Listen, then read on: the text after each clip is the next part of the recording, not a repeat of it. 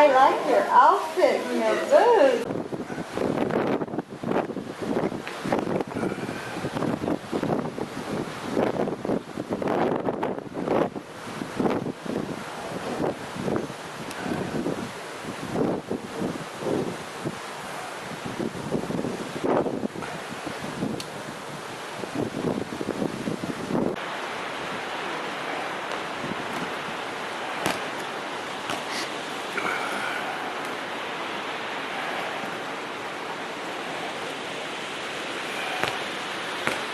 Another and creates a pulverized rock flour. So all this contact between the rocks grinding actually creates something that's so fine.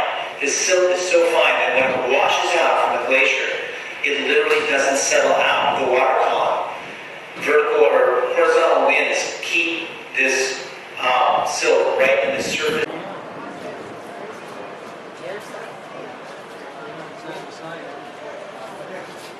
Come here, look at it, he's turning.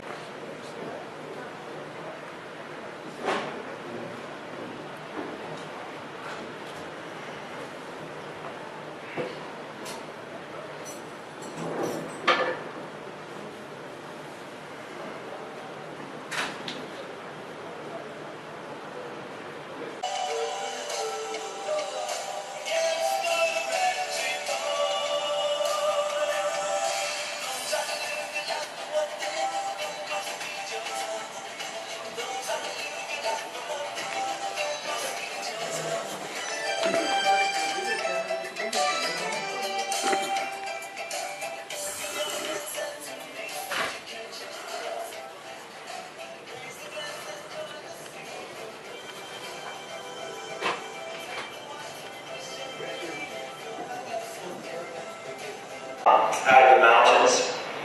And increasingly, of course, as these places have become even rarer, they have become like any rare thing, more and more precious. And I like to think about that. And I like to think about how these places are here now to fuel our inspiration and really fuel our dreams. Well, of course, the human footprint is big. A salient, interesting fact is that in 1900, which wasn't that long ago, when you think about it, the world reached its first 1 billion people. And now, just 112 years later, it is 7 billion and climbing. So, wow, we've become a force, haven't we? A force like geology, a force like the weather. And in fact, we are co-opting the weather. You know, I like to think of a balance scale. If you put the Earth on one side of that balance scale and you drop a single feather on the other side, nothing happens. If you drop 1 billion feathers, nothing happens.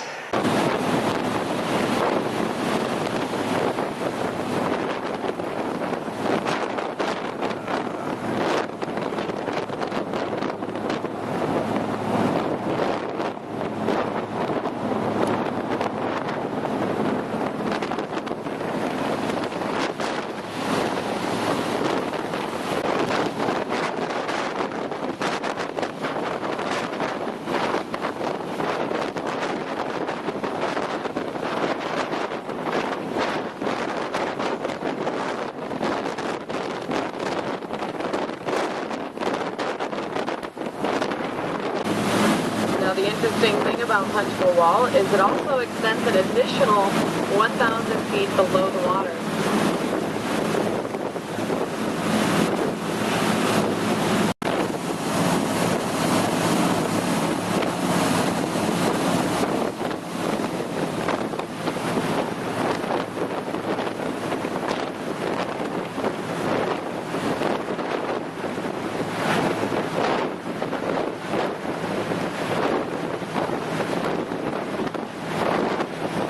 Look about our 1 o'clock now.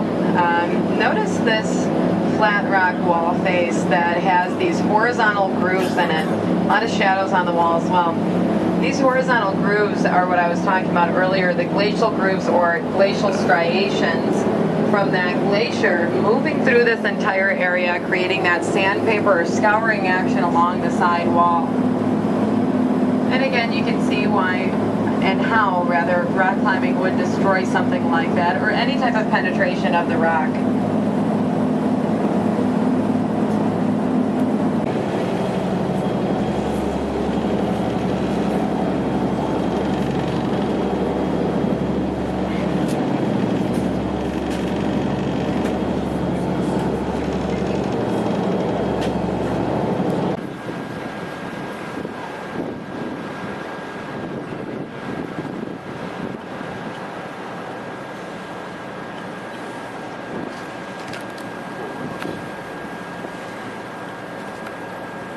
This pictograph is going to be located about the 10 o'clock of the vessel.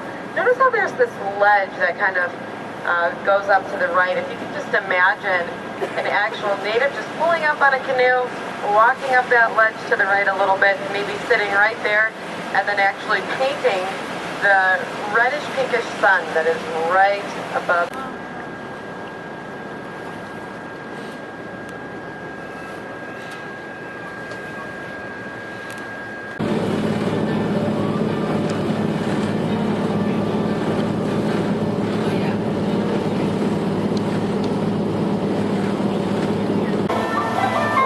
So they got together and they agreed to tax themselves 3% of their gross fish sales. They had no idea if it was going to work.